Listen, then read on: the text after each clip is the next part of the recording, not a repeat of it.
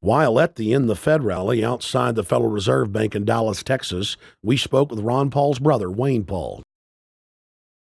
1913, the Federal Reserve Act was passed, floor of the House, where 3 members of Congress were on the floor. At that time, they only needed a majority of votes to pass it. So in 1913, the Federal Reserve Act was passed. 20 years later, 1933, under Roosevelt, the United States was declared bankrupt. And in 1933, the Federal Reserve Private Bank says, okay, USA, what are you going to pledge as collateral on the debt you owe me? What happened by 1936? Does anybody know? We instituted Social Security system, and you and I and our children and our children's children were pledged as collateral on the debt of our government to the Federal Reserve. And that's where we're at today. It took 20 years to make this country bankrupt, and since then, our government has operated under emergency powers of our government. It is not the president that makes the decision in this country. It's the Secretary of Treasury who turns around and is put in there by the Federal Reserve to manage the bankruptcy. We've been in bankruptcy ever since. So to print $700 billion and to give it away, how do they get away with it? The manager of the bankruptcy is told by the Federal Reserve this is the way to go. That's where we're at today. Yes, we should point out, Congressman Ron Paul now has a huge amount of sponsors for a bill in the House of Representatives to abolish the private Federal Reserve crime syndicate. In 1913, the money power of the country was taken away from the people. By constitutional privilege, it belongs with the Congress, but it was given up in the Federal Reserve Act. The Federal Reserve is no more federal than Federal Express, but yet it has the power to determine the direction of use of money in our economy. If we could take that power back and put the Federal Reserve under Treasury, we start to be in a position of being able to control monetary policy on behalf of the United States people. The Federal Reserve is totally private, and Alan Greenspan 2 weeks ago on PBS on Lair NewsHour said on record that they are above the law, the Congress, the President, everyone.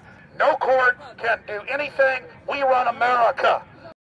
What is the proper relationship, what should be the proper relationship between a chairman of the Fed and a president of the United States? Well, first of all, the Federal Reserve is an independent agency, and that means basically that there is no other agency of government which can overrule actions that we take. So long as that is in place and there is no evidence that the administration or the Congress or anybody else is requesting that we do things other than what we think is the appropriate thing, then what the relationships are don't frankly matter. Notice what Greenspan is saying. Greenspan is saying the Federal Reserve is beyond the law. And in reality, they are in practice beyond the law. Nobody, as far as I know, has ever audited the Federal Reserve. One of the first things we ought to do when we nationalize the Fed is go in there and find out the audit. Who stole money? Who engaged in corruption? There's a whole series of people going back to Volcker, to Greenspan, to Bernanke, and so forth. Think of the arrogance of private group of banks that have bankrupted the nation by design so they can repo the country. A private group of banks that loaned us our own money back are telling us they're above the law. You are not above the law, criminals. No one is above the law. No one is above the law, and the private Federal Reserve sure as hell isn't either.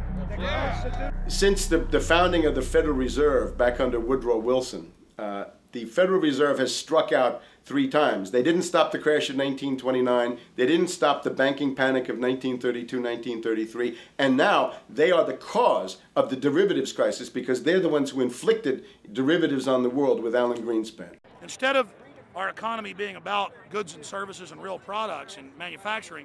It's all about these guys, the private Federal Reserve that masquerades as a government entity who controls the issuance of currency and credit. They're the ones that have cut off the liquidity in the market. They told us have a debt-based economy. Then they cut it off once they get us under their thumb and implode the economy so they can consolidate it. And that's what they're doing right now. I mean, it's in their own documents, it's in their own statements. They claim, give us unlimited power, give us trillions of dollars of the Baker bailout bill that's already $5 trillion, not $850 billion as they say. And we'll get the economy going, but they're hoarding the money and buying up other banks that aren't part of the Federal Reserve, buying up insurance companies, buying up roads, infrastructures, media empires, defense contractors. What the banks do is they implode an economy by cutting off credit, and then once things really fall to a low, and they know the low because then they buy everything up and start then putting more money back into the economy, and then they build it back up. So they build us up and then shear us, build us up and shear us. And they're getting ready. All over the world, they're always shearing some country, imploding it. Comes out in their own IMF and World Bank documents. That's just the foreign arm of the same cartel. And these are the people who claim to be the saviors of the economy, the people who have created every important crisis in the past 100 years, the Federal Reserve. So it's illegal, it's unconstitutional, and it's a failure. And I think the failure is what everybody can see right now. Yeah, what they do is they make you think Clinton's evil in running things. Then, oh, Bush will save us. And then, oh, Bush was evil. Now we'll be saved by Barack Obama, but he's just a puppet. But as we get deeper into this phase, when they implode the economy, they have all the money and all the control. But they also like to pose as the savior. So Obama is meant to be the savior during the Depression, and he'll save us with a 1 million person, he said, is bigger than our military, domestic spy force, a 3 million person environmental spy force.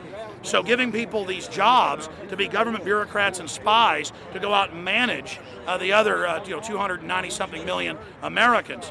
And so this is classical fascism. The communists also do it. Any vertically integrated command and control authoritarian system does this. So they're openly following what the same group of banks did in Germany, Russia. It's in the Communist Manifesto to have a private central bank, because the private central bankers actually wrote the ideas that they had Marx and Engels put out. People go, well, why would the banks want communism?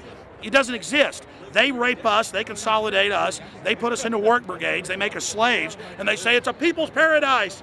Look at it, boy, you're really doing good. And then they transfer all the wealth of the nation offshore. The globalists are outside all the nations. That gives them safety, and they play countries off against each other.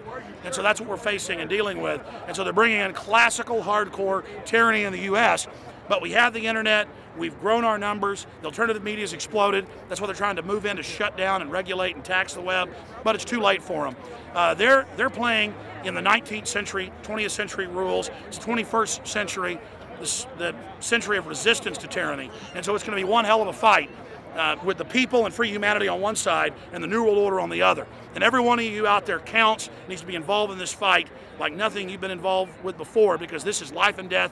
Everything depends on exposing these people. Everything depends on showing the people that this is the New World Order, this is the criminals. We're dealing with the king rats here, the people that are carrying out tyranny worldwide. And either they fall or we fall. Either worldwide darkness and a new age of tyranny and oppression and with a scientific overlay, or a new age of liberty and freedom and a new renaissance. The choice is the people's out there. Okay, we can tell you what's going on. You can check it out for yourself and find out it's true. But don't wait. Investigate now. Get involved now. Go out there and reach out now. We don't have time. If you're looking for the solution, look in the mirror. Look right into the mirror, because you out there, men, women, old, young, black, white, doesn't matter. It's going to be up to you if they win or if liberty succeeds and the people have a chance of having any future. These are cold-blooded eugenicists. These are cold-blooded people who think they're God, think that they're our masters, that think that we're animals. These are the guys that funded Lenin and Stalin and Hitler and Mao. These are the guys, it's all on record, that bankroll this stuff. They are hardcore vicious, and they must be resisted.